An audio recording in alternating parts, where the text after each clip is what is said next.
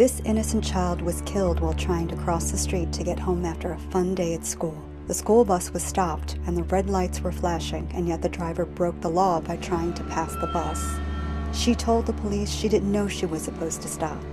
An innocent child is gone forever, and this driver's life is devastated. Don't pass from either direction. It's not just the law, it's a child's life. Brought to you by the Child Safety Network and the School Bus Safety Company. The views and opinions expressed do not necessarily represent those of Access Fort Wayne, the Allen County Public Library, or any other supporting group. Get involved with Access Fort Wayne and make your own television programming. Call 421-1250 to find out more. Oh, Mr. Sun, Sun, Mr. Golden Sun, please shine down on me. Oh, Mr. Sun, Sun, Mr. Golden Sun, hiding behind a tree. These little children are asking you to please come out so we can play with you. Mr. Sun, Sun, Mr. Golden Sun, please shine down on me.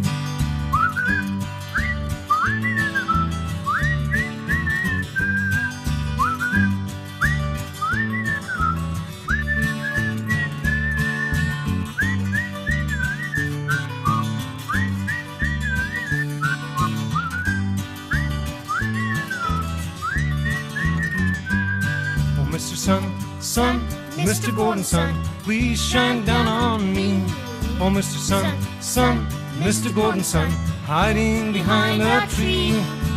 These little children are asking you to please come out so we can play with you. Oh, Mr. Sun, Sun, Mr. Golden Sun, please shine down on, please shine down on, please shine down on me.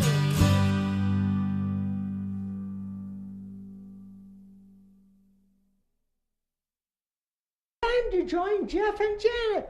Janet is April Tinsley's mother. April Marie Tinsley was a child from Fort Wayne, Indiana, who was kidnapped, sexually assaulted, and murdered. It happened on April 1st, 1988, and her killer was just found this year. And here is Janet, which is April Tinsley's mother. So how are you? Pretty good. Been a while. I've been like, I mean, we talk daily, every once in a while. But it's been almost 2 years since we've actually had our last interview. Yeah. And our last interview, things have changed within 2 years. Oh yeah, a lot has changed. And now, speaking of that, you know, like I said, we've gone through the whole process of everything. And then, how did you feel the day? Because all I know is I didn't know anything about it because. You know, normally, because I know they had a special on, I forgot, it was one of the big stations. Yeah, it was from the crime show with Paul Zahn, and that's when me and my son went to New York, and they were going to do a story with Fort Wayne PD and everything else. And then when they were going to air that at 10 o'clock that Sunday night, I'll say about 4 or 5 in the afternoon, we seen a white police cruiser and a black police cruiser come driving up front, and I said there, uh-oh, somebody's in trouble. So Paul, he ran to the one window, Mike's looking out the other window, and I hear a knock at the door, and there's like 5 people. One was Karen Richards, the prosecutor, Mr. Hamilton, and the other detective that was on the case. They all come in and they go, showed us a picture of him and goes, do you recognize him? Do you know him? And I'm sitting there like dumbfounded, like, no. I don't recall anybody, you know, in my younger age named Miller. I said there, offhand I don't. And he goes, then all of a sudden Karen Richards looked at me and goes, we got him. And they go, how do you feel about after 30 years, we finally got him? And I'm like, I'm looking at Mike, I'm looking at my son, we're looking back at each other like, we can't believe it, like we're dumbfounded. And ever since then, everybody asks me how I'm feeling. It's like, how do you feel about it? I'm saying I'm still trying to, wrap it around my head. I just can't, put a Put the exact thoughts to it, because put anything to it. It's like, because when, like I said, I know in your head and in the whole family's head, you're shocked because, like, because you got the goosebumps saying, "Oh my God, yes, we got him," but then in your head, like, say what? is this a dream type of, like, am I dreaming? And then, yeah, because like I said, I didn't know anything about it until one of my friends was like, "Did you hear about the April 10th thing?" And I was like, "Well, yeah, that's gonna be on a thing." And next thing you know, my timeline was blowing up about what's going on, all the news stations. So I was like, wow. And then I texted Mike that same day, and then he didn't get back with me till like 12 o'clock at night, which you guys know me. I'm up all kinds of night, 2 o'clock, 1 o'clock. And yeah, and I'm glad that it's finally happened. That I just hopefully that he gets the death penalty, because my opinion is no matter what child it is, whoever it is, they should get death penalty. Yeah, because they said that since it happened in the early part of '80, he won't get the lethal injections or anything like that. They're going for the death penalty, which would be the electric chair. And I done told him, I said, the last face he's going to look at is going to be me with all the family and friends that has her shirt be behind me staring at him. And that's going to be the last, face he sees. I remember when we had the interview 2 years ago at April's Garden. If you haven't had a chance to check it out, Tommy Goins and a lot of people at West Hoagland around that area, check it out. Speaking of shirts, if you can zoom in on my shirt right here, Janet got these made 2 or 3 years ago, wasn't it? Yeah. 2 or 3 years ago. I would step over. Wesley's okay. See. There you go. There's a shirt.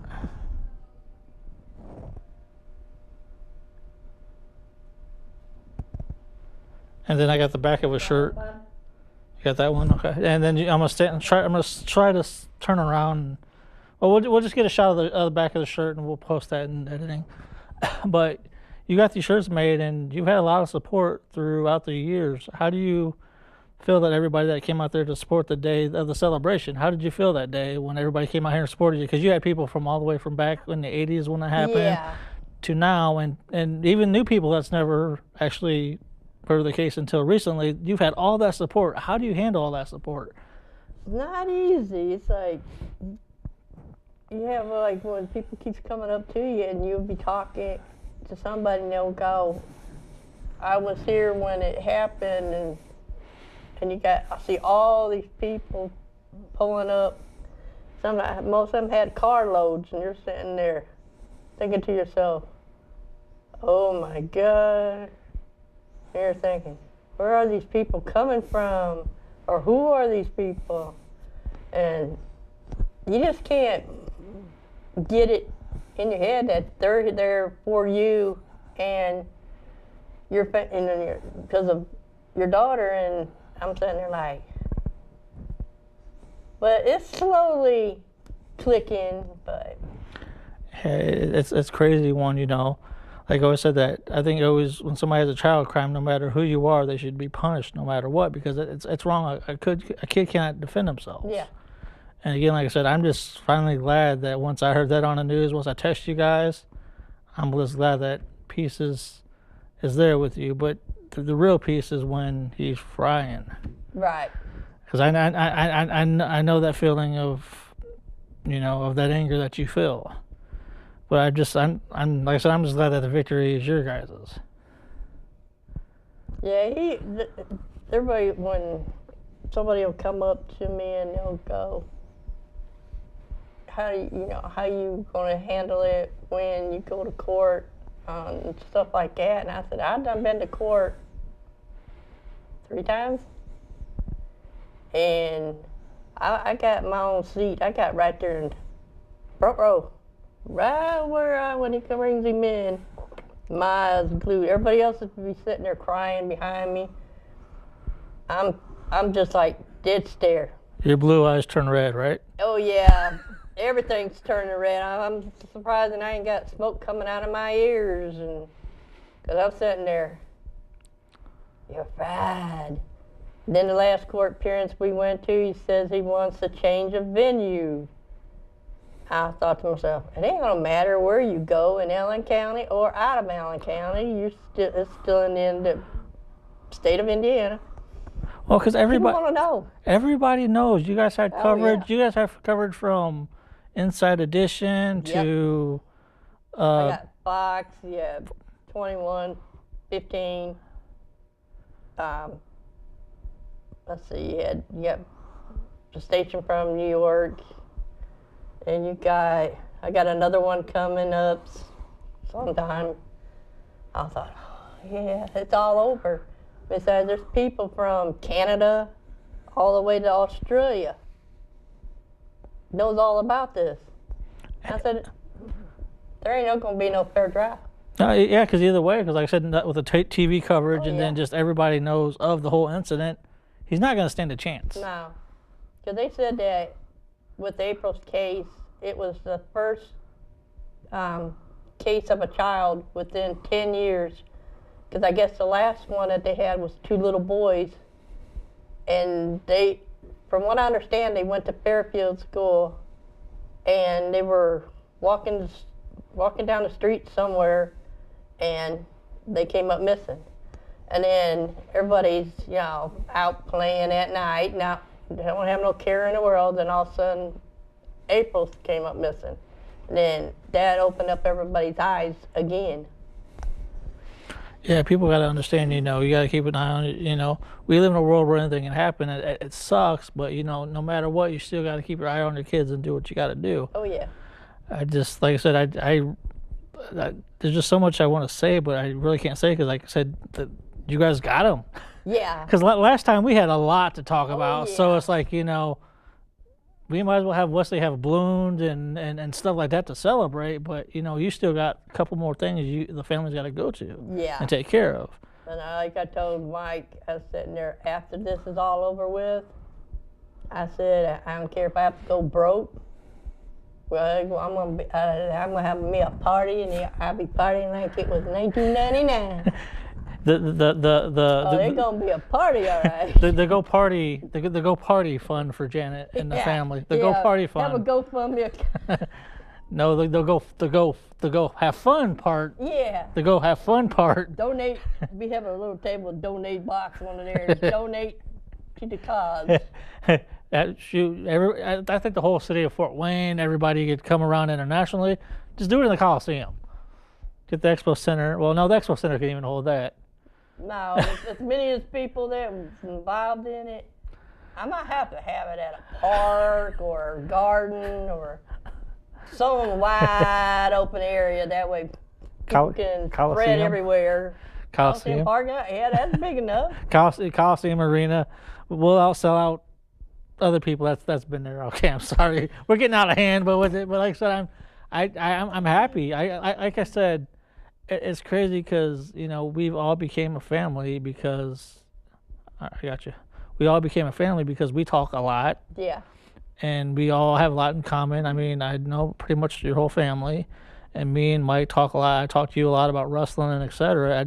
I consider myself family to you guys, and I'm honored to interview you once again for the final gavel. Yeah.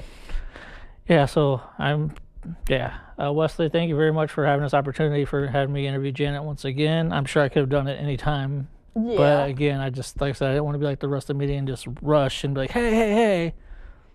So. And I would tell Mike, and Mike would say, I'll tell him, Jeffrey's coming to the house. Don't tell him, don't let nobody else know where I live at. And you guys, see? And we try to keep that in closure. Exactly, and you guys trust me. That's why it's. Right now, the only one that knows where we are is Fort Wayne PD. Yep, that's it. Like I said, I'm consider you guys family, and it means a lot to me. I mean, especially coming from a guy who you guys didn't know, and then like I said, I'm touched. So, anything you'll say to everybody before we go?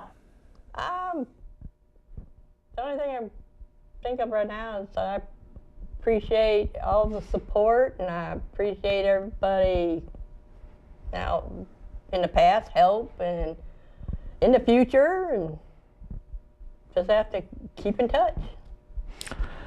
Thank you, ladies and gentlemen, for an interview for Wesley TV, and this will be also on a special Jeff Landis too as well, so stay tuned for some more. Thank you. He is charged with killing 8-year-old April Tinsley 30 years ago. This morning, John D. Miller was back in court. News Channel 15 was in the courtroom as the judge formally read the charges of murder and child molestation against him. News Channel 15's Angelica Robinson is live at the Allen County Courthouse now with more. When John Miller appeared in court today, he was wearing an orange and white jumpsuit, an indication that he's being held in protective custody in Allen County Jail. He was also shackled at his wrists and his ankles. There was a heavy police presence in the courtroom today with only limited access there for the public. Judge John Serbic asked Miller to state his name, birth date, and age. Then he asked him if he understood the charges of murder and child molesting. Miller said that he did. He also told the judge that he cannot hire his own attorney, therefore one has been appointed to him. Because the crime was committed in 1988, penalties fall in line with the guidelines set back then. That means Miller could face up to 60 years for the murder charge and 20 to 40 years for child molesting. All total, he faces up to 100 years for the death and molestation of April Tinsley. It's still unclear if the prosecution will seek the death penalty. There were more than a dozen people in support of Tinsley and her family, and they were sitting in the courtroom. A handful were wearing shirts that said "Never Forgotten, Always Remembered," and among the crowd was Tinsley's mother, who sat in the front row, surrounded by family and friends, many of them emotional during the hearing. Now, Miller is being held without bond. He is scheduled to appear in court again in August. Reporting live at Allen County Courthouse, Angelica Robinson, News Channel 15. Angelica, thank you. When police called 59-year-old John D. Miller in for questioning, they asked if he knew why they wanted to talk with him. According to a probable cause affidavit, he replied, April Tinsley. It's Fort Wayne's most notorious cold case. April 1st, 1988 is the last time anyone saw the 8-year-old girl alive. Police canvassed her neighborhood after April's mother, Janet Tinsley, reported her missing. 3 days later, April 4th, her body was found in a ditch near County Road 68. She was molested, suffocated. Her death ruled a homicide. A forensic exam of her underwear revealed DNA from an unknown male, but it wasn't until 30 years later that police were able to find a match. DNA from condoms found in 2014 matched the DNA in Tinsley's underwear, and in 2018, the suspect's DNA was narrowed down to 2 surviving brothers. John D. Miller was one of them. Police collected several items from Miller's trash can located near his trailer in the 13,000 block of Main Street in Grable, including 3 used condoms. And 3 days later, July 9th, 2018, authorities learned the DNA from those condoms was consistent with that of the DNA found in Tinsley's underwear in 1988. According to a probable cause affidavit, detectives told Miller they had a DNA match in the rape and murder of Tinsley. That's when Miller admitted to abducting Tinsley from Hoagland Street in Fort Wayne, taking her to his trailer and having sex with her. He reportedly told police he choked her to death so that she would not report him to the police. Then he dumped her body the next day. It's time to join Physician Assistant Mary and Sheriff David will tell the news that is released from Parkview Health. Parkview Regional Medical Health receives national recognition for Leapfrog Group for straight A's in patient safety. Fort Wayne, Indiana, November 8th, 2018. Parkview Regional Medical Center has received its 11th consecutive A in the Leapfrog Group's Fall 2018 Hospital Safety Grade, released on November 8th, 2018. Leapfrog's hospital safety grades are released each spring and fall and assigned an A, B, C, D, or F grade to hospitals across the country based on how safe they are for patients. This recognition truly belongs to Parkview Health's quality and safety teams as well as the caregivers in our hospital, who are making patient safety a priority in their work, day in and day out, said Ben Miles, President, Parkview Regional Medical Center, and affiliates. We take great pride in the level of care we offered our patients and their families, and this safety grade is a testament to that dedication. I suppose that's what the leapfrog means? Developed under the guidance of a national expert panel, the Leapfrog Hospital Safety Grade uses 28 measures of publicly available hospital safety data to more than 2,600 U.S. hospitals. The hospital safety grades methodology is peer-reviewed and fully transparent, and the results are free to the public. Parkview Regional Medical Center's continued success in achieving an A rating is evidence that the organization places an emphasis on protecting patients from preventable medical errors, injuries, and infections. We are inspired by Parkview's leadership on patient safety, and Leah Binder, President and CEO of the Leapfrog Group, said, that's what she said. For more details on Parkview Regional Medical Center Safety Guide and to access customer-friendly tips for patients, visit this website.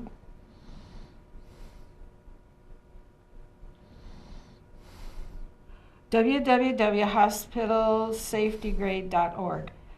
About the Leapfrog Group, founded in 2000 by large employers and other purchasers, the Leapfrog Group is a national profit organization driving a movement for giant leaps forward in the quality and safety of American healthcare. The flagship Leapfrog Hospital Survey collects and transparently reports hospital performance, empowering purchasers to find the highest value care and giving consumers the life-saving information they need to make informed decisions. The Leapfrog Hospital Safety Grade, Leapfrog's other main initiative, assigns letter grades to hospitals based on their record of patient safety, helping consumers protect themselves and their families from errors, injuries, accidents, and infections. Physician's Assistant Mary, what is other hospital safety guides? Their grades, DuPont Hospital at 2520 East DuPont Road in Fort Wayne, which is part of the Lutheran Health Network, get a B. DuPont performances below average in the following areas: infection in the blood, infection in the urinary tract, collapsed lung, communication about medications, staff work together to prevent errors, effective leadership to prevent errors, and responsive of hospital staff. St. Joseph Hospital at 700 Broadway, which is part of the Lutheran Health Network, got an F. St. Joseph performances below average in the following areas: C. diff infection, infection in the blood, infection in the urinary tract, collapsed lung, doctor orders through computer, safe medication administration, communication about medications, communications about discharge, dangerous bed sores, patient falls, specially trained doctor care for ICU patients, communication with nurses, responsiveness of hospital staff, communication with doctors. And St. Joseph is declined to report hand washing. Staff work together to prevent errors, track and reduce risks to patients, effective leadership to prevent errors, and enough qualified nurses. So if you get sick, go to Parkview. Parkview Regional Medical Center gets an A. There are a few below average, but most is an A. Parkview is the safest hospital in the Fort Wayne by hospital safety grades. Lutheran Hospital gets a C at 7950 West Jefferson, part of the Lutheran Health Network. Lutheran Hospital performances below average in the following areas: C. diff infection, infection in the urinary tract, surgical site infection after colon surgery, surgical site wound splits open, serious breathing problem, dangerous blood clot, doctor orders medication through computer, safe medication administration, communication about discharge, communication about medications, patient falls, specially trained doctor care for ICU patients, communication with doctors, communication with nurses, responsiveness of hospital staff. Stay tuned for more. You have to tell us who's with you, and we're here to talk about Hanukkah facts. Mr. Sun, this is Dave, Sheriff Dave here. Howdy. And I'm going to talk about Hanukkah. The Hebrew word Hanukkah means dedication, and the holiday is colloquially called the Festival of Lights. But you've probably seen the word spelled a variety of ways, from H-A-N-U-K-K-A-H to H-A-N-N-U-K-A to C-H-A-N-U-K-H. Because the word is transliterated from Hebrew, there's not an exact English equivalent for the sounds made by the Hebrew characters. So technically you could spell it K-H-A-H-N-O-O-C-C-A,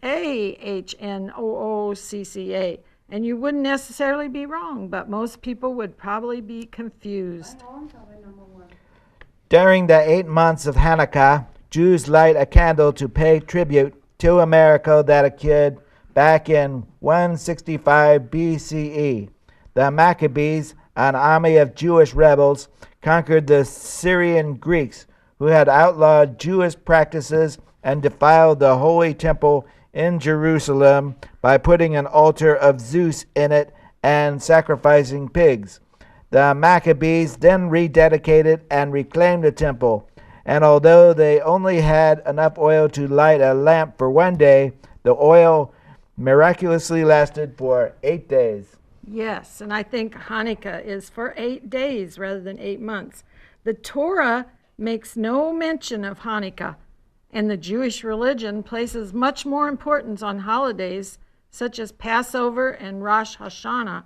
But because Hanukkah usually occurs in December around Christmas time and winter break, when people of many religions are celebrating the season, Jews living in the United States in the early 20th century began placing more importance on the holiday.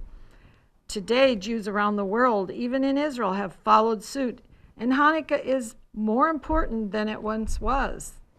Because the holiday is based on the Hebrew calendar, there's no set Gregorian date range for Hanukkah. While it always starts on the 20th day of the Hebrew month, Kislev, that date can correspond to anywhere from late November to late December. This year, Hanukkah is beginning on the evening of December 2nd and going through December 10th.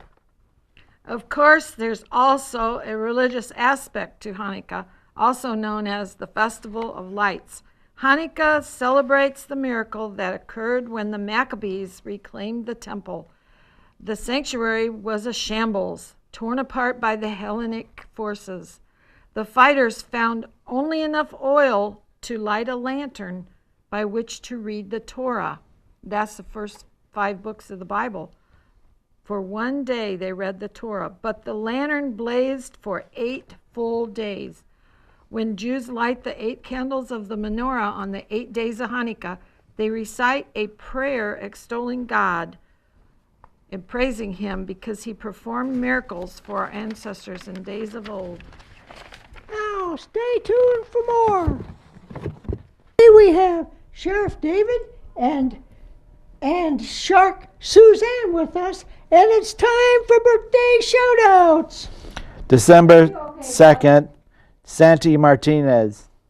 December 5th, Carol Newsom. And on December 7th, we have Mary Baran, who's on our show. And on December 5th, we have Jeremy Harris. December 7th, Kim Watts Skimmett. December 8th, Nate Bird. December 10th, Caleb Owens.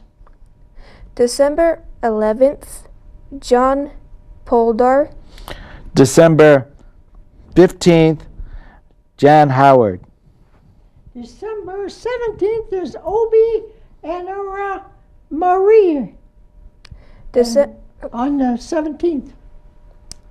December 18th, Anna Etter and Colleen Thompson. December 19th, Mary Guerra. December 22nd is Betty Greger. December 23rd, Terry Hanks. December 24th, Herbert Poward Sr. December 27th is Stephanie McDonald. December 27th, Lexus Marshall Rogers. December 28th, Bruce Lee Robinson. And December 28th is Donna Swartz. And also on December 28th is Magic Jerry's son, Scott Armstrong. And if you'd like to have your birthday on birthday shout out, you just email Wesley at ADDABUSTOWYNE at gmail.com. It should be on the screen. Or message us on Facebook at Wesley's TV. Stay tuned for more.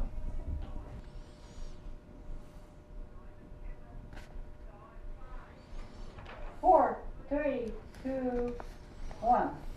Today we have David the Shark with us, and Jingle Bells is one of the most well-known Christmas carols in the world. Originally wrote in autumn of 1857 by James Lord Pierpont and was published under the title One Horse Open Sleigh. James composed the song in 1850 at Milford in Massachusetts. A jingle bell or sleigh bell is a type of bell which produces a distinctive jingle sound, especially in large numbers. They find use in many areas as a percussion instrument, including the classic sleigh bell sound and Morris dancing. They are typically used as a cheaper alternative to small classic bells.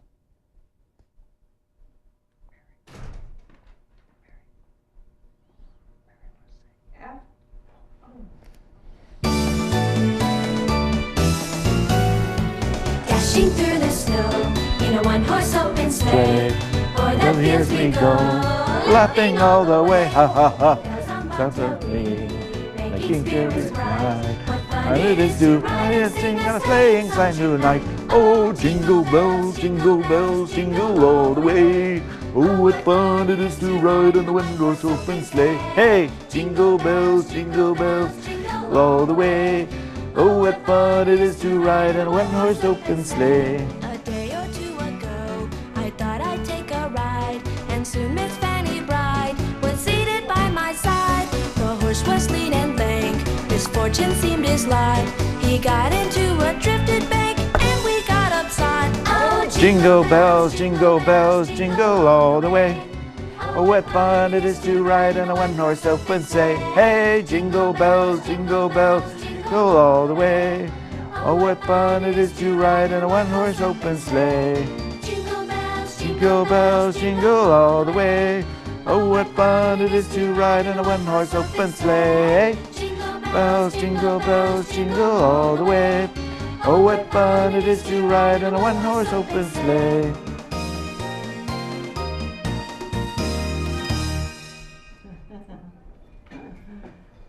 Hi, this is Jerry Armstrong here. I'm kind of dressed a little bit in a Haunkkah outfit here today because I got black pants, white shirt and stuff. I have with me David Sowers and Mary Baran. Okay, we'll be doing some magic today. And this magic, see the quarter here? Okay, I'm going to actually put this quarter on top of this deck. If you can see this at all. Okay. Can you see this? Okay, it goes on Tell top. me he can see. He goes on top of that deck, okay? Then I take the 50-cent piece. I'm going to actually try to push that all the way, that quarter all the way through the deck, okay?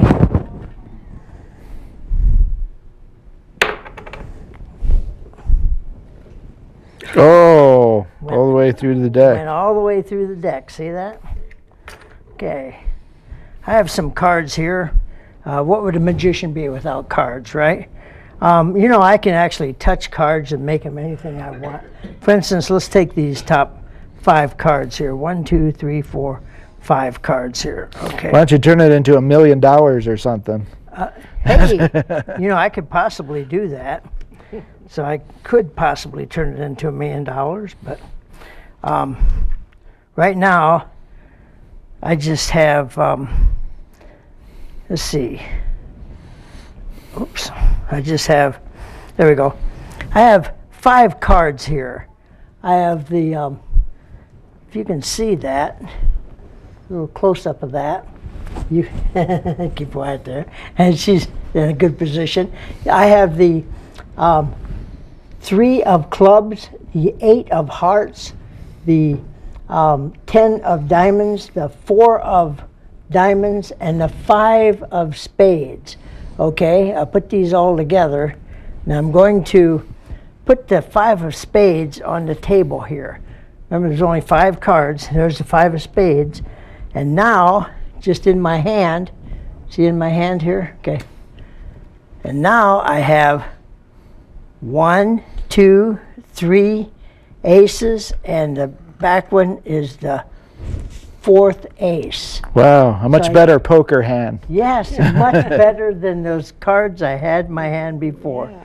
As you see, there's all aces, ace, ace, ace, and ace, okay? 4 aces. So you never play cards with a magician. He will actually win every time on you. And here, I have some coins on the table. This is, I have 2 50-cent pieces, I have a quarter, and I have a dime.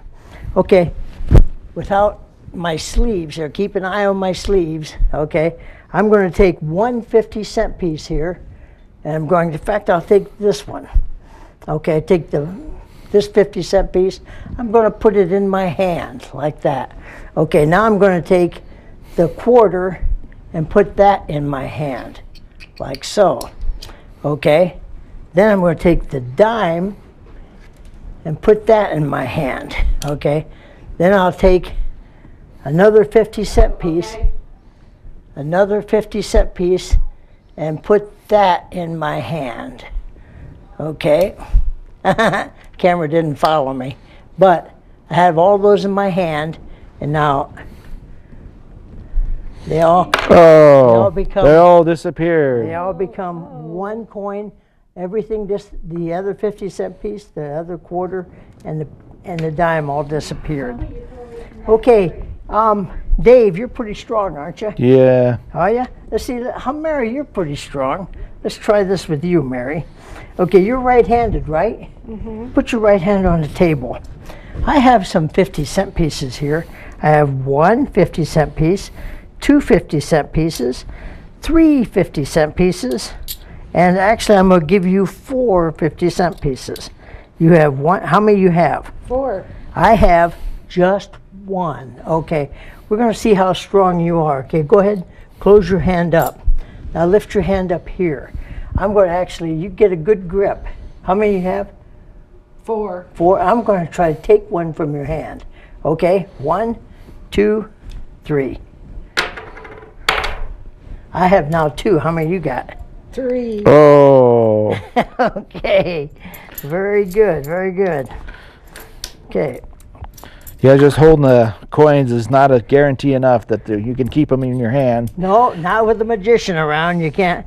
You won't be able to keep anything in your hands. Right through my fingers. Don't gamble with it, especially if they have a shark head hat. Yeah, that's right. Then they're making a statement there. That's right. Here, Mary, I can actually read minds too. I have a whole bunch of different cards here. I'm going to have you take any card in the deck. Okay, this is called mentalism. Okay, because it actually has to do with, is that the card you want? Okay, you can take that one if you want. Okay, look at that card, and I'll keep my back turned. You can show Dave and the audience if you want. Yeah, I see it. Okay, now you got it hid? Yeah. Okay, I'm going to turn around now. Of all these cards, I'm going to look in your eyes, Mary, and that's going to reveal to me what your card is. That is a heart. I can see a heart in your eyes, and I can see it's a high-ranking heart. It's a Jack of Hearts. Yes. Is it? Is that the card you took out of here?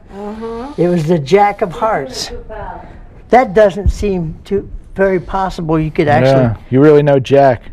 I do know Jack. I do know Jack. I was trying to look in her eyes from an angle, but I didn't quite see that.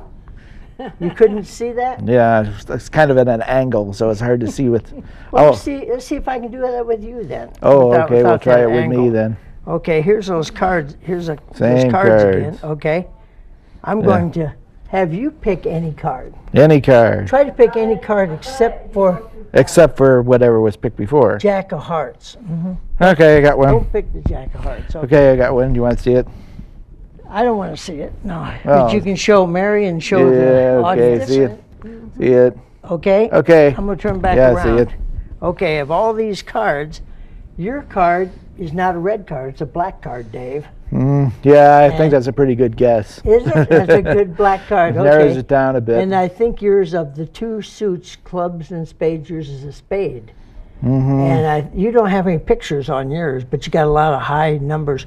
It's a 9 of spades. How can he do it? I was having my eyes closed so he couldn't look into it. Yeah, look at that. 9 of spades. Well, we have a great memory. I seen it earlier. Yeah. Eyes, Okay. I tried to close my eyes so he couldn't look into them. Well, it doesn't work even with a magician. I can look right through your eyelids. Okay. I have this one unusual deck here. This one unusual deck, it's got, of course, it's all different cards. But on the back, I have names. See if I got Dave. I got Trev, Jen, you can read them off. Ruth, Vic, Lynn, Bud, Mike, Dave. There's Dave. There's Dave. We found Dave. See if we can find Mary in here. Maybe it's Rose, Greg, Norna, Alex. Okay, we got quite a few. Okay, again, of all these cards, I'm going to decide which one you're going to pick. Okay, of all these cards, there's one here called Phil. And you're going to pick Phil. You know how you're going to do it? How? Is you're going to try to trick me. You're going to name any card in the deck. Try to name one that's not named Phil. I just named the name of the card. Okay, name any card. 3 of diamonds. Are you sure that's the card you want? Yeah, pretty sure. You don't want to change your mind? 3 of diamonds. This fine. There's a 4 of diamonds. You didn't pick that. You didn't pick the 2 of diamonds. But you picked the 3 of diamonds. It should be in here. 3 as the ace of diamonds. 5 of diamonds. But you picked, there was one I didn't recognize. You picked actually the 3 of diamonds. Yeah, go on, should keep going. be in here. Wow, 3 of diamonds. There it is. Oh, right there it is, right there. And I said you'd pick what name? Phil. Oh, can you believe that? It was the 3 of diamonds. It was. Yep, it is the 3 of diamonds, and it says Phil on the back. Right. Okay. Thank you very much, and stay tuned for more. Mary Brand, and she has two very special guests. She's got Iron Man and Bumblebee with her. Yes, Busy Bee. This is Busy Bee, the world's biggest bee. Zzz. How do bees keep warm? Do you know? No. With their yellow jackets. Oh. What bee keeps you healthy? B. Vitamin B. Oh, vitamin B. That's a good one. What bees are the smartest? This one right here. Yeah, thank you. But actually, spelling bees. Oh, spelling bees. Oh. Don't get bees mad. because if I sting you, yeah, you won't like it. I'm the world's biggest bee. What's a bee's favorite music? Well, the Bee Gees and the Beatles and the Beethoven and of course Sting. When do bees get sick? I don't know. Because we have hives. Bees like to bother you because your ears look like flowers. Yeah, we just like to nose into your ears. Yeah. We like Shakespeare. To be or not to be. Okay, don't worry, I don't bite, but the sting will get you. What bee can't make up its mind? Maybe, maybe not. What's more dangerous than being with a fool? I don't know. Fooling with a bee. That's the opposite. Gotta have my honey. I love my honey. Where do bees go after marriage? The beehive? No, on their honeymoon. Honeymoon. How does a bee groom himself? I don't know. With honeycomb. Yeah. Makes sense. Everybody loves some honey sometime. What do you call a wasp? I don't know. A wannabe. No, not a bee. Be a bee, huh? What are clumsy bees called? Clumsy bees. I don't know. Fumblebees. What happens when dead bees come to life? I don't know. They're zombies. Zombies. What is the bee's favorite astronaut? I don't know. Buzz Aldrin. The second man on the moon. Yeah, Buzz. I found a little baby bumblebee. Yeah. Bee's favorite movie. I'm stinging in the rain, just stinging in the rain. Okay, what if you... Yes, I'm Iron Man. Let's see. Yes, I sell vitamins too. Yeah, because get your Iron Man vitamins today. Get your iron today. Yeah. You probably heard of my girlfriend, Iron Maiden. Yeah. If Iron Man teamed up with the Silver Surfer, would we be alloys? Get it? Alloys? Yeah, okay. Yeah. I'm related to the Tin Man, not too much though. Okay. I said Iron Man. I call myself Iron Man because it sounds better than Polyester Man or Nylon Man. Yeah, these don't stick there. Some of my biggest villains are like the Rust Master. Yeah, I don't want to mess with the Rust Master.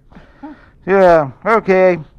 That's about it. That's a cute bee. Thank you for listening. Stay tuned for more. We have David the Shark with us today, and also Mary. And it's time to learn about Pearl Harbor Remembrance Day. Hey, Mary, doesn't December 7th, Pearl Harbor Day, have a special meaning for you? Yeah, it's my birthday. The National Pearl Harbor Remembrance Day, or Pearl Harbor Remembrance Day, is the annual commemoration of the attack on Pearl Harbor, Hawaii, on December 7, 1941. This attack led to the Americans joining World War II. The Japanese attack had several major aims. First, it intended to destroy important American fleet units, thereby preventing the Pacific Fleet from interfering with Japanese conquest of the Dutch East Indies and Malaya, and to enable Japan to conquer Southeast Asia without interference. Pearl Harbor Remembrance Day is not a federal holiday. Government offices, schools, business, and other organizations do not close. The public transit systems run on their own regular schedules that day. Some organizations may hold special events in memory of those killed or injured on Pearl Harbor. On December 7, 1941, the Japanese launched a surprise attack on the U.S. naval base at Pearl Harbor. After 2 hours of bombing, 18 U.S. ships were sunk or damaged.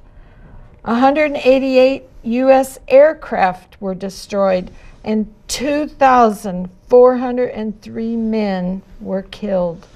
On the Day of Remembrance, all American flags should be displayed on all American homes and government offices at half-mast. On August 23rd, 1994, the United States Congress named December 7th of each year as the National Pearl Harbor Remembrance Day. Now stay tuned for more. Oh, shake nog? No, I'm just kidding. Merry Christmas, ladies and gentlemen. Here is Wesley. He wants to do a special introduction to our first special lady here. Well, can anybody hear me? No, I can't. Just kidding. Sniffle prick. Okay, this is my best friend from Parky Wendania. See where's in the lamb. I did not ever say what you do. I can't ever say it right. Oh, phlebotomy? Yeah. Yeah, I'm a phlebotomist, yeah. And see here to talk about what he does. All right. Well, thank you for having me. Wesley asked me to give a brief thing what I do.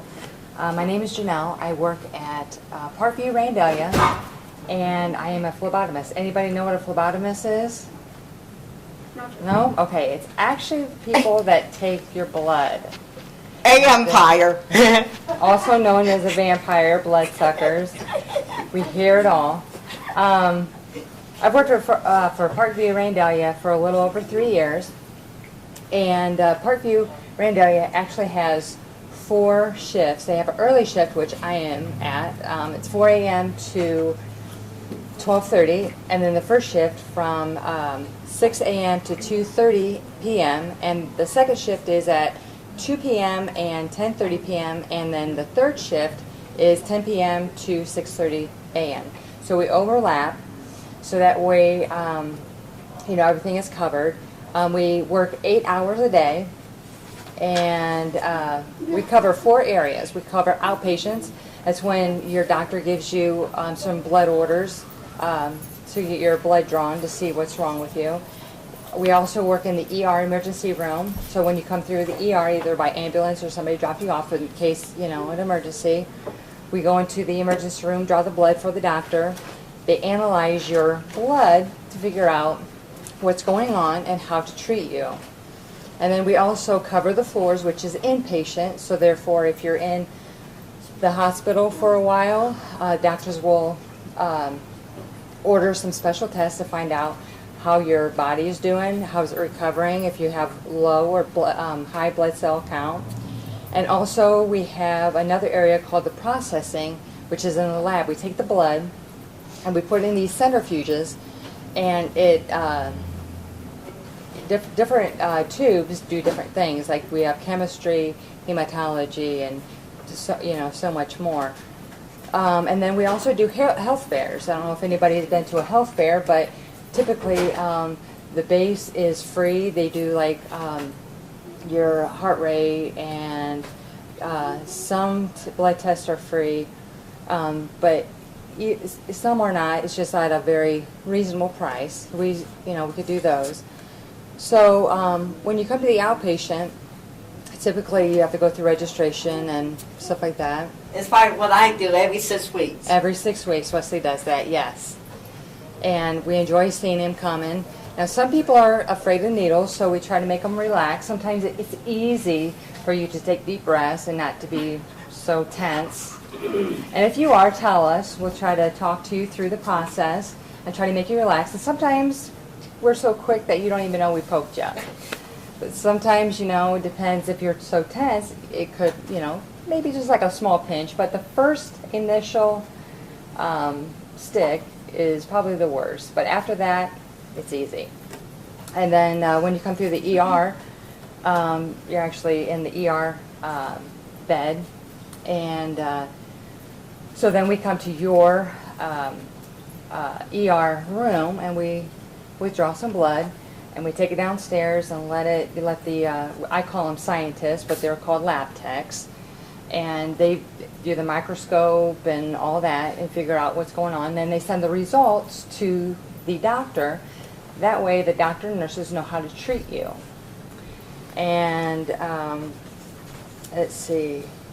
Phlebotomy is actually the act of drawing or removing blood from the circulatory system through a puncture in order to obtain a blood sample to analyze and diagnose. Different areas in the lab is called blood bank, chemistry, hematology, microbiology, coagulation, urine, pathology. Those are just to name a few. It's big. Randalia is on a smaller version. Now PRMC, which is Parkview Regional Medical Center, that is, of course, big. I'm sure everybody's probably been there maybe one time at least. It's a big place. You get kind of lost there. Parkview, Randalia is a smaller scale. It's more like a family, more personable, and people tend to like that personal touch. I personally work the early shift at Randalia. I get up at 2:45, between 2:45 a.m. to 3 a.m., and I have to be at work at 4 a.m. So when most of you guys are sleeping, I'm awake, getting ready to draw blood and waking up patients. That's the bad part, is waking up patients. Right. So. Did I hear some news about you guys getting a new lab at Wendania? Yeah, we are getting a new lab eventually. It's going to be up by the registration. Not sure exactly when. It's going to be really nice. They have put a lot of money into Randalia. At one point, it was talked about that they were going to close Randalia, but we're so busy that they decided, you know what, we're going to keep Randalia because it's the inner city hospital, and we are extremely busy. So, any other questions, or do you have any questions about getting your blood drawn, or how to relax, or? I don't have a question, but my mom always taught me that if you just look away and you don't look at it, then it's done and over within seconds. That's true. If you look at it, sometimes people tense up, but if you look away from it, get your mind off, you're right. It's a lot. It relaxes you, yeah. What kind of different needles do you have for blood draws? What kind of needles? Different needles. We have different needles. We have straight sticks and we have butterflies. Wesley likes the butterflies. They're really nice. They're less invasive, I think. So we got 3 sizes in butterflies. We've got, I forget the number, but we call it the green needle, the baby blue needle, and then the baby needle. We actually use needles on infants, and sometimes we use it on adults too if their veins are really small and it's hard to kind of, you know, get their blood. So, yeah. Any more questions or concerns? What kind of different things do you guys test for? Oh, we test for all kinds of stuff. We test for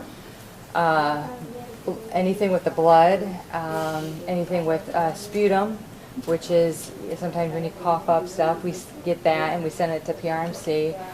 We do stool. We do MRSA. We do strep throat, flu, urine. Wow, the list goes on. We do a lot of it at Randalia, but there's some of it that goes, you know, directly to PRMC, Parkview Regional. So. What's the most common things? What's the most common blood draws?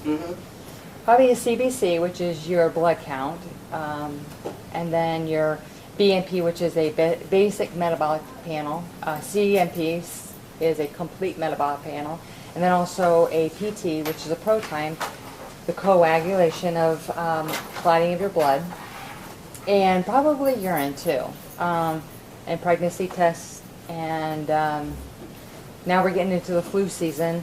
There's a lot of flu that we have to do. Sometimes when they come through the outpatients, we do flu, and we do MRSA right before you go into surgery, just to make sure that you don't have that MRSA before, the staph infection, yeah. Right, right. So we try to get that, you know, done, and then we also go to code blues when a person's having either a heart attack or their heart has stopped. We run, actually, when we hear the code blue siren, everybody, there's a whole bunch of people. There's doctors, nurses, phlebots, respiratory therapists. We all are running to this patient's room. There's no walking, there's running, because we have a life to save. And we do not like to lose any lives. And I remember at, even in the ER, this person was having a heart attack. And actually the heart has stopped. And the ER doctor says, this patient will not die on my clock. And I'm telling you what, they do everything to resuscitate that person. And actually that person did survive. So it's a good thing. Well, do you guys do rapid responses too? We do rapid responses. The difference on rapid responses is activates. Activates are usually a person coming from the ambulance and something, either they're in respiratory distress or heart issues. They'll come in by the ambulance. Now, rapid responses is something happens to a patient that's on the floor. And that too, we don't walk, we run. Again, there's doctors, nurses, respiratory therapists, phlebotomists. We are there to get their blood. And if they're having trouble breathing, the respiratory therapist will assist them in breathing and, do any kind of, things to try to get that patient back to a stable environment. I have a question. Sure. What do you do if you try to save a patient and they don't make it? That is the doctor's call. I've been into with at least a couple that they will be working on a patient for 45 minutes to an hour, sometimes longer.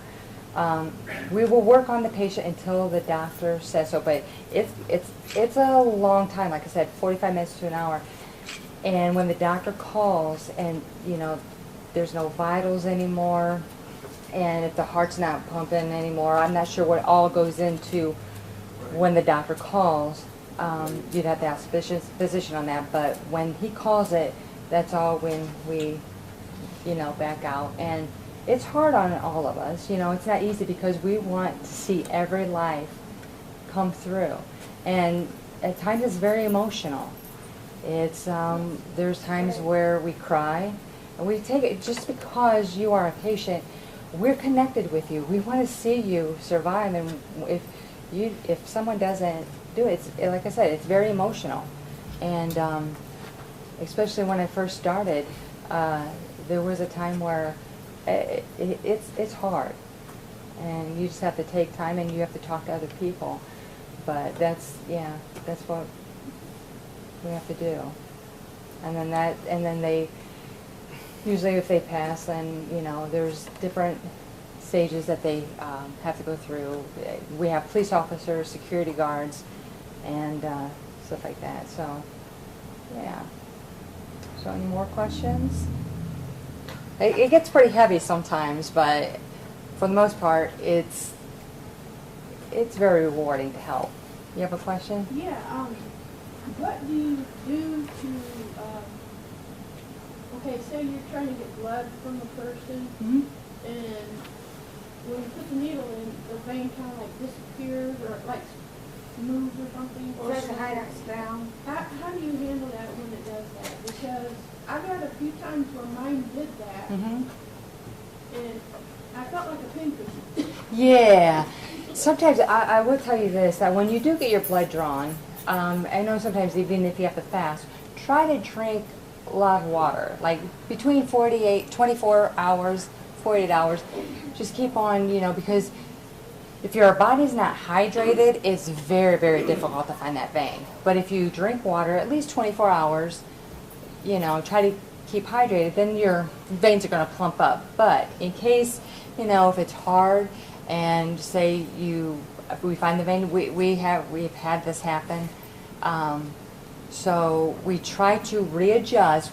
Now some of them they'll call digging, which I don't dig. Either I'll pull the needle out just a little, just keeping in the vein, and try to redirect and try to see if I can catch that vein. But if not, if it's too painful, just let them know, hey, Because you just pull that needle out and go somewhere else. And we will. If you guys know your own body very well, so you know where you get your blood. Say, you know what? They usually get it right here. So just communicate with us too. So it's kind of like a team. If you know, that's going to help us.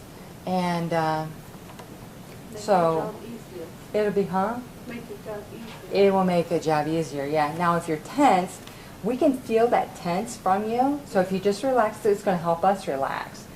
Now, granted, the first stick it's a pinch, and but if you relax, we relax, and it's a lot better. But like I said, if you can't find the vein, just, if it's too much.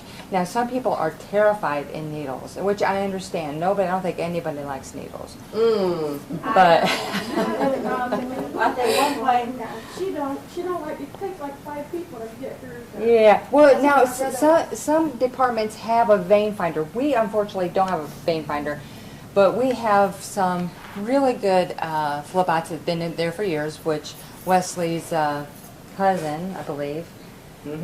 She's been there for years, and she's very, very, very, very good. I've been there 2 times. Yeah, and I think, the more experience, the phlebot is, the more, they go somewhere that maybe a new phlebot hasn't even, maybe considered. So, yeah.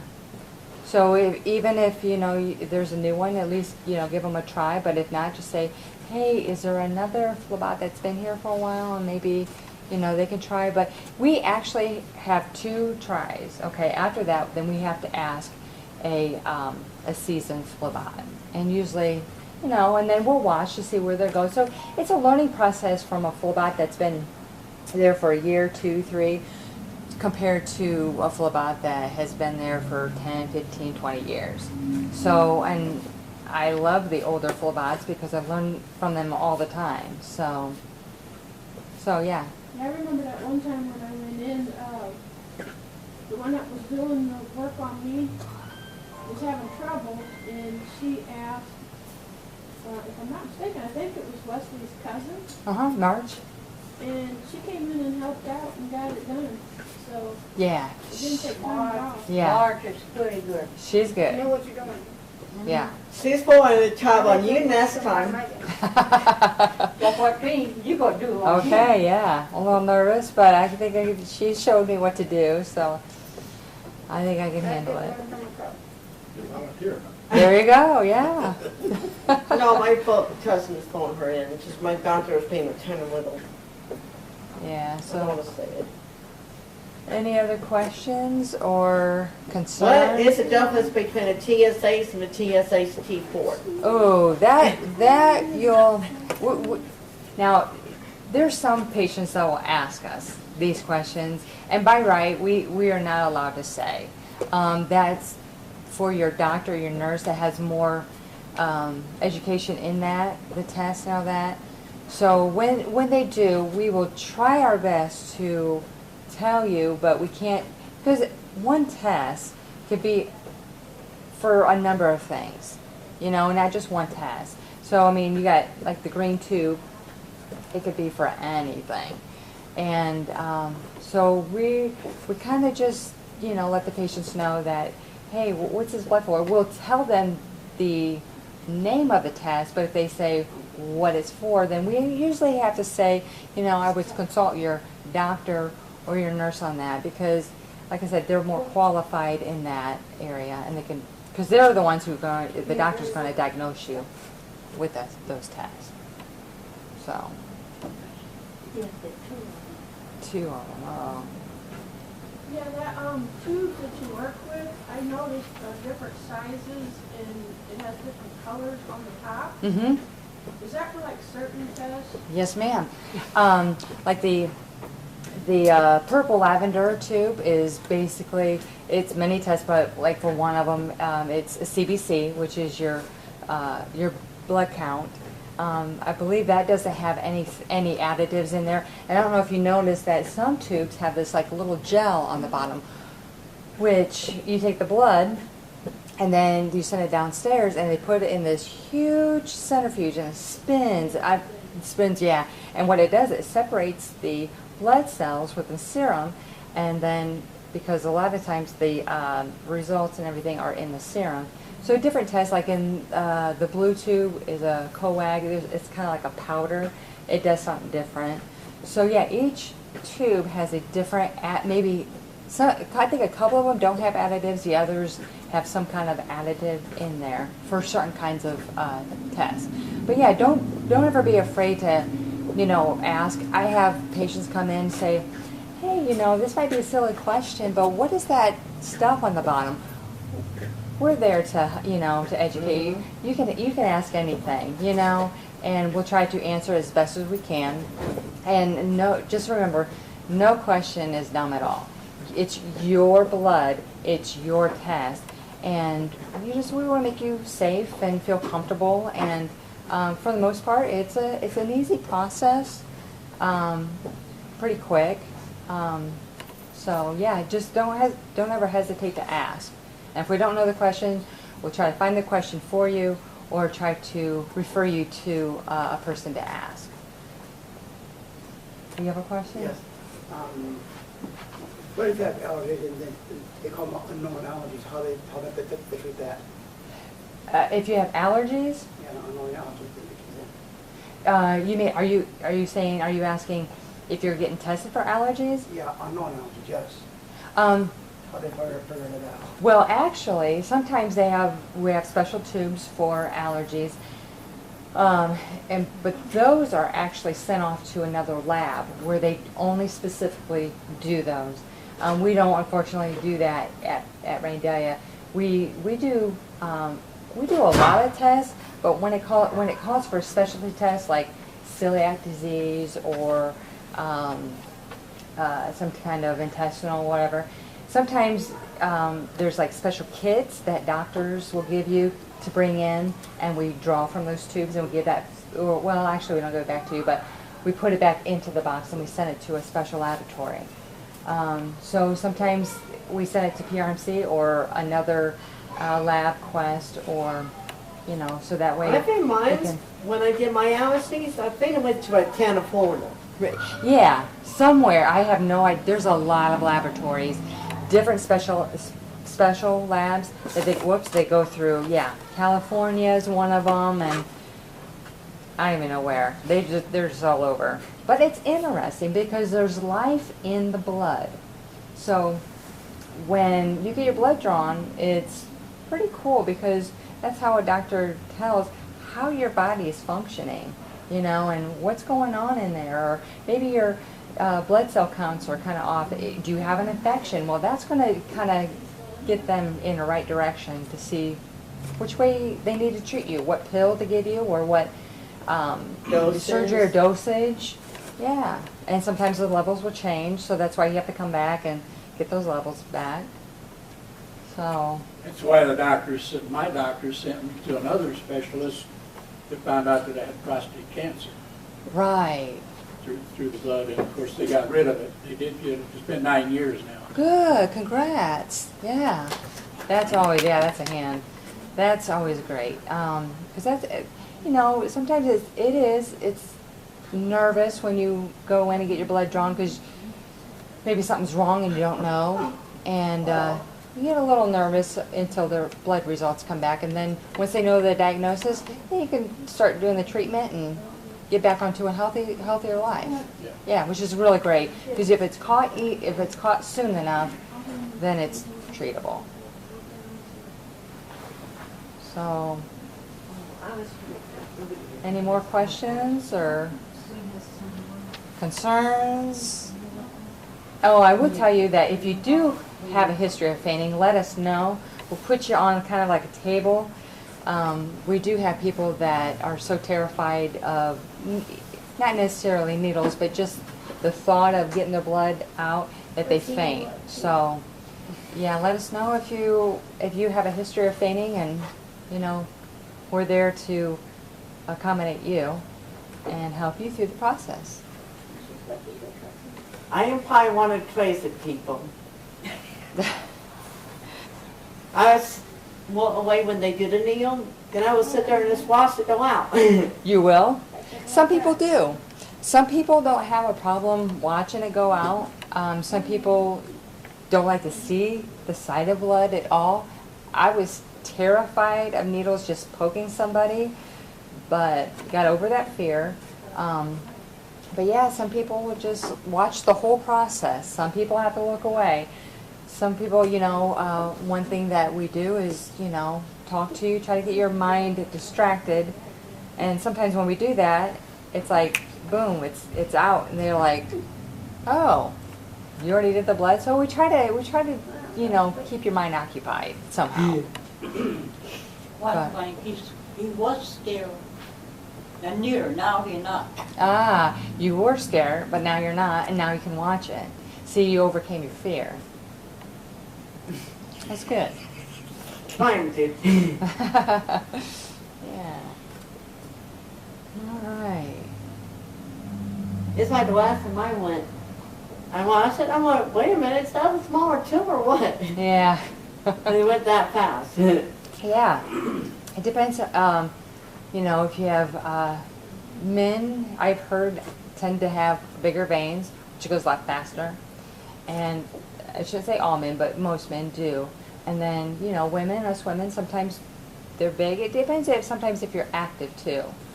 So yeah, if you have a nice vein, it goes real quick. If not, kind of goes a little slow, but we try to comfort you and sometimes if you're even lightheaded afterwards, we have juice, crackers, water. Sometimes when people get lightheaded, it's, you know, the sugar's kind of going down. You need to get that sugar back up and kind of get What some about water. if this was not a lab test, but it was some kind of test? I got dizzy, my fist got poured, I was hot and pale. What is that? Is that common when that happens? Yeah, sometimes it is. Sometimes that's probably on the verge of maybe fainting, maybe. I know sometimes when you watch a patient and they faint, most of the time the signs are they get white, they get clammy, they just kind of get lightheaded. And if you get it soon enough, what we do is we put usually a wet towel behind your neck and kind of perk you up. But yeah, you could have, you know, the tendency maybe of maybe fainting, like near fainting, but you didn't. So yeah, sometimes it is common. It's nothing, you know, I would, you know, like we said, we consult your, you know, your physician on that to make sure, you know, you're doing okay. But usually, yeah, I mean, it doesn't happen a lot, but it happens. Yeah, and we're all there to help you through the process. We'll call for our co-workers, and they're right there. So, yeah. Any other questions? All right. Well, thank you, Wesley, and thank you for your time. And if you're ever at Parkview Randalia, please come up and say hi. And you got the best team there. All right, yeah. All right, well, thank you. Thank you.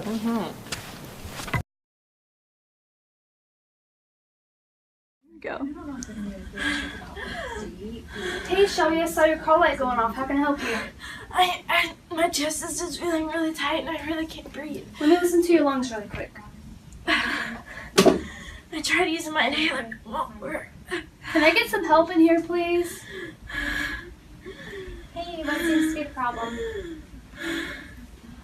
Shelby was admitted to our floor yesterday after surgery. She's complaining of shortness of breath. Her heart rate is 134, respiration's at 22. No known cardiac issues, but she does have a history of asthma. Okay, I'm gonna go ahead and call Picker. Can you get Estelle in the crash cart? Okay. Hey, Estelle, can you grab a crash cart, please? All right, we'll do. Grab the card. Okay. She has no pulse. Estelle, can you get over here and start compressions? Okay. I'll document it. Can you put the meds on her? Good idea. I'm drawing up 1 milligram of epi. Compression started. I'll go ahead and document it. I'm the RT. Does she have any history of any respiratory issues? She does have a history of asthma. Her pulse was at 134 and her respirations were at 22, and then she went into pulse and speed tach. Okay, got it. I have 1 milligram of epi drawn up. Okay, go ahead and give 1 milligram of epi. Thank you. 1 milligram of epi given. First round of epi given at 0800. Amy, can you go ahead and hang a liter of normal saline? I'll get the normal saline up now. Thank you.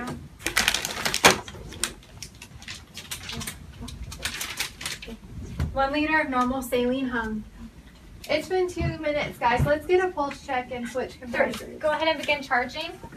Charging. Yep, no pulse.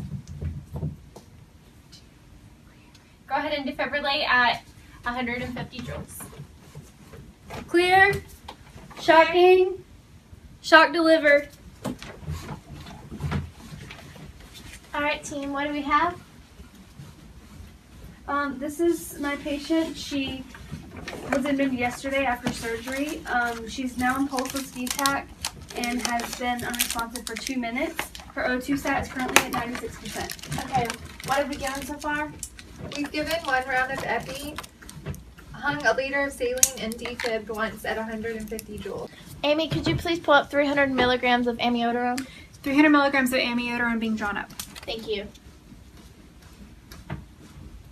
30. All right. Good compressions, Ryan. Thanks. 300 milligrams of amiodarone given. 300 milligrams of amiodarone given. That's the first dose. Let's switch compressors again. It's been 2 minutes. All right, let's also check for a pulse. Still no pulse. Charging. All right, let's get ready to defibrillate at 200 joules, please. I'm clear. You're clear. We're all clear. We're clear. Shocking. Shock delivered. All right. All right, Amy, could you also pull up a milligram of epi, please? 1 milligram of epi drawn up. Thank you. 1 milligram of epi given. Second round of 30. epi given at 0804. It's been 2 minutes. Let's check the pulse again and switch compressors. I've got a pulse. Can I get someone to confirm it? All right, I have a pulse. Good job, team. Let's initiate. Hi, I'm John Bowen, Chief Operating Officer here at Parkview Hospital, Randalia. Our hospital has served area residents here at its current location since 1953. When we decided to invest $55 million into our facility, it was part of our commitment to provide the right care to every person at the right place at the right time. When we worked on the renovation plans, we knew it was important for guests to feel comfortable and welcome each and every time they visit our campus. This is why we put a large emphasis on renovating Entrance 1, also known as the main lobby. Here, you'll be greeted by large windows, letting in an abundance of natural sunlight. Our information desk, staffed by friendly, informative coworkers who can help with all your wayfinding needs. As guests wait in our comfortable seating areas, we encourage them to take in all the beautiful local artwork. Our new and upgraded facilities allow us to continue to be a full-service healthcare center of excellence for new and existing residents. We at Parkview are dedicated to providing exceptional healthcare services with kindness and concern every day. Hello, my name is Mike Zuari, Finance Manager here at Parkview Randalia Hospital. One component of the recent renovation at Parkview Randalia is the addition of Entrance 2. You'll notice more natural sunlight, which creates a bright, warm, and welcoming environment for our guests. In an effort to provide easy navigation to highly visited areas within the hospital, we moved the Family Birthing Center and the Intensive Care Unit closer to Entrance 2. Families have access to valet parking, giving them convenient access to their destination. Entrance 2 is conveniently located near our cafeteria and outpatient therapy unit. Our commitment is to provide excellent care to every person every day, and we are committed to make each new day better than the last. Hi, I'm Linda Francis, Vice President of Nursing at Parkview Hospital, Randalia. Conveniently located in the heart of Fort Wayne, Parkview Hospital, Randalia offers a newly remodeled family birthing center ready to deliver top-notch care. We are now conveniently located within Entrance 2, also known as our English Tower. Our new Family Birthing Center suites enable you to experience labor, delivery, recovery, and postpartum care all in one private room throughout your stay. Our experienced staff will make you and family feel right at home, providing you that added comfort. Here you'll be able to take advantage of our knowledgeable birth planners, expert physicians, and lactation consultants. Whether you're interested in scheduling a tour, pre-registering, or just asking a few questions, we're happy to help. Visit us here at Parkview Hospital Randalia or online at parkviewmom.com. Hi, I'm Linda Francis, the Vice President of Nursing at Parkview Hospital Randalia. Welcome to our state-of-the-art intensive care unit with 12 new beds, which feature advanced technology and critical care designs supported by skilled caregivers. Each private room is designed to evoke a healing environment for the patients, while still providing enough room for families to stay with loved ones and provide enough space to care for the patients. Patient beds now come equipped with advanced technology and offer safety features which prevent sliding out of the bed and provide for fall prevention. Nursing staff is alerted if patients need additional assistance. Our beds feature low air loss mechanisms which reduce a patient's chance of sustaining pressure ulcers and also aid in the turning of our patients to prevent respiratory or breathing complications when they are very sick. Our ICU also includes electronic video connections that allow our bedside nurses to connect with doctors and nurses at Parkview Regional Medical Center for around-the-clock patient support. Our intensive care unit, family birthing center, and operating room are adjacent to one another for immediate support whenever needed. For us here at Parkview Hospital Randalia, we strive to provide our patients with the highest quality of healthcare services. Continuous investments for our facility are an important part of how we deliver better care to our community.